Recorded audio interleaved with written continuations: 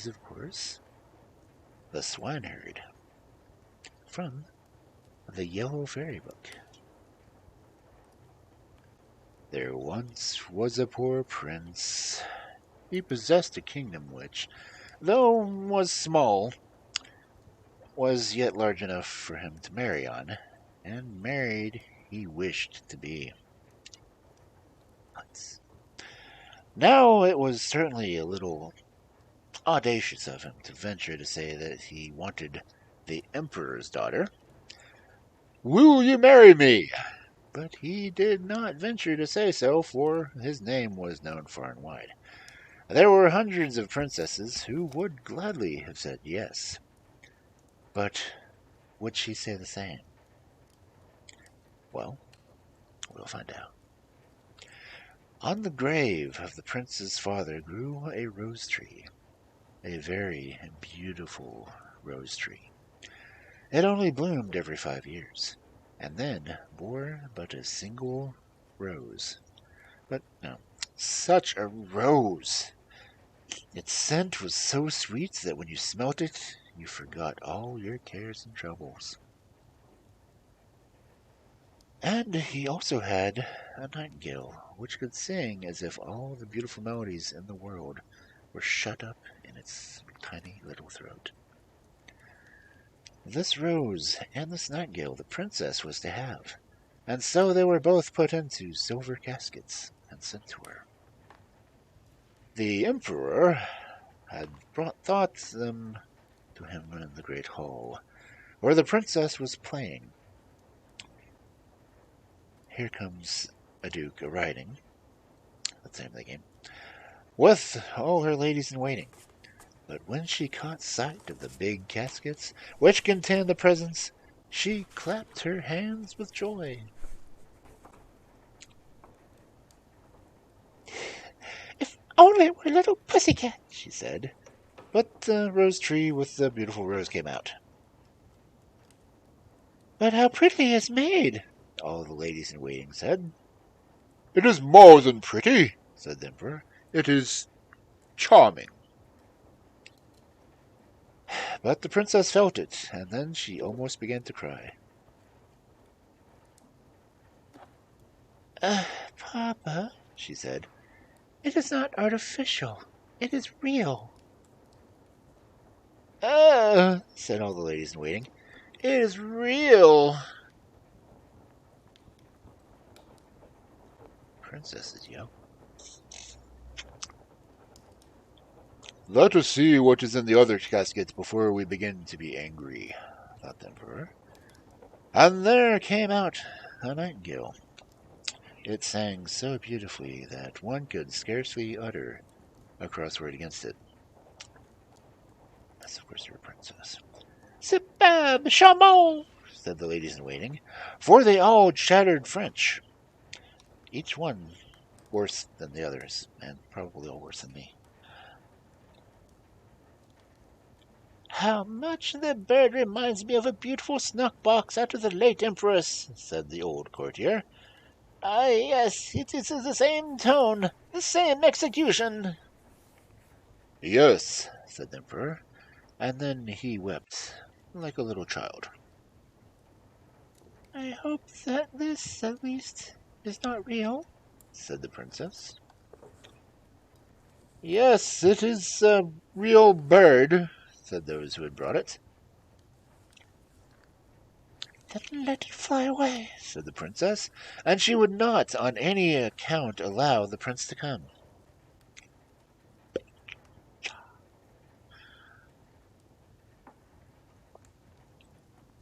But he was nothing daunted.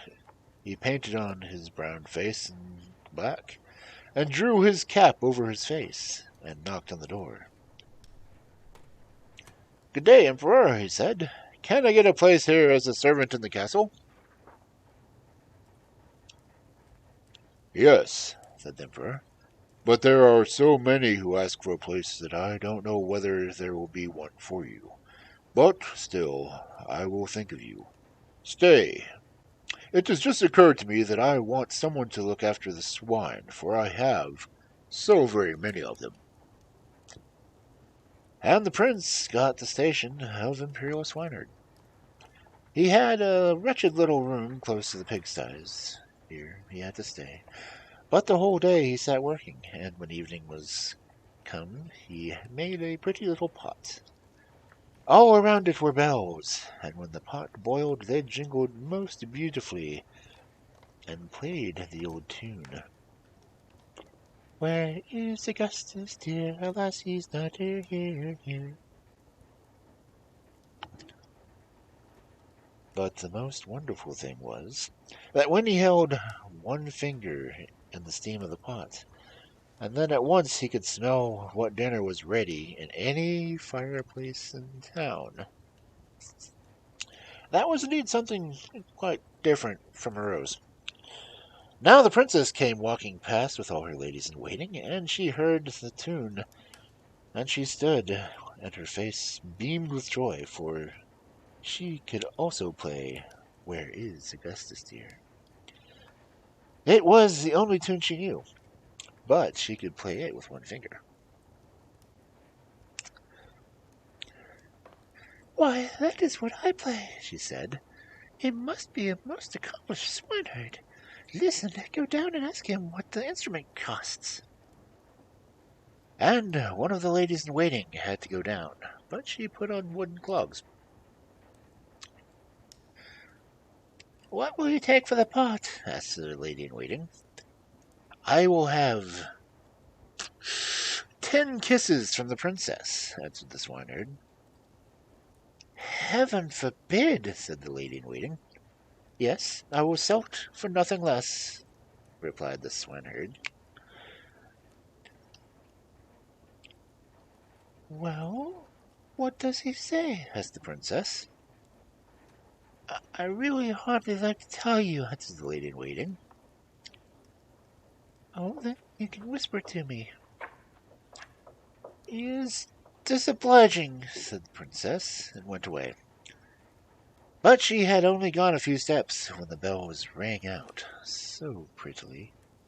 Where is Augustus, dear? Alas, he's not here. Listen, said the princess. Ask him whether he will take 10 kisses from my ladies in waiting.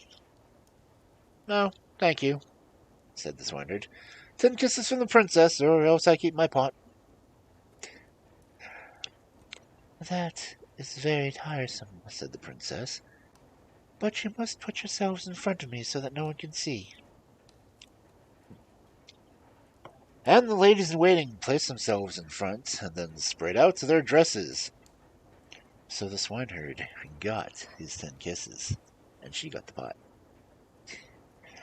What happiness that was! The whole night and the whole day the pot was made to boil. There was not a fireplace in the whole town where they did not know what was being cooked, whether it was at the chancellor's or the shoemaker's.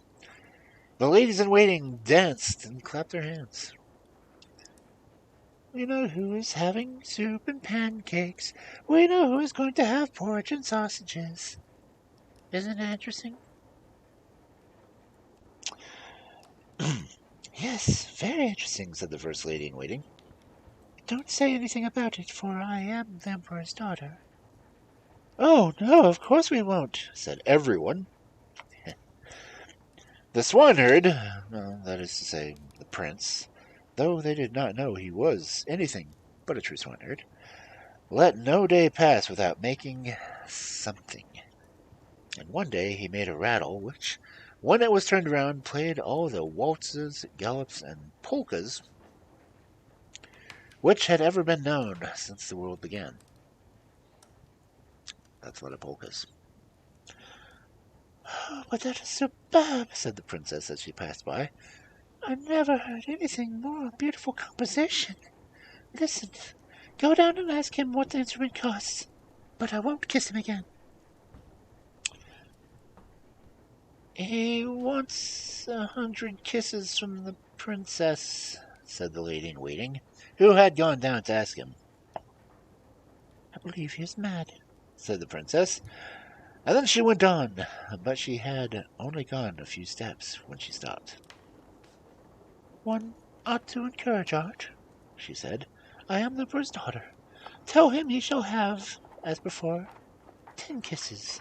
The rest he can take from any of my ladies in waiting. But we don't all like kissing him, then, said the ladies in waiting. That's nonsense, said the princess. If I can kiss him, you can too.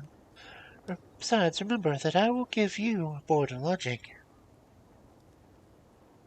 100 kisses from the princess, said he, for each keeps his own. Put yourselves in front of us, said she to them.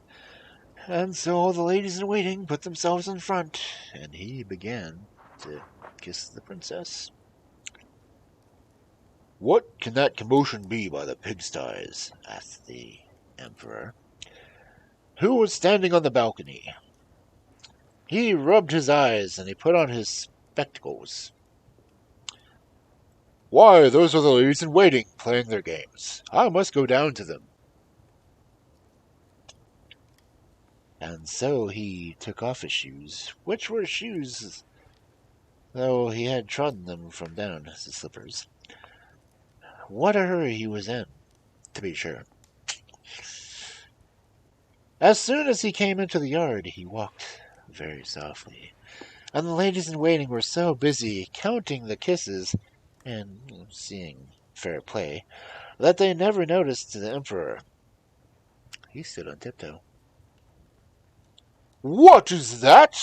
He said when he saw the kissing, and then he threw one of his slippers at their heads, just as the swineherd was taking his 86th kiss.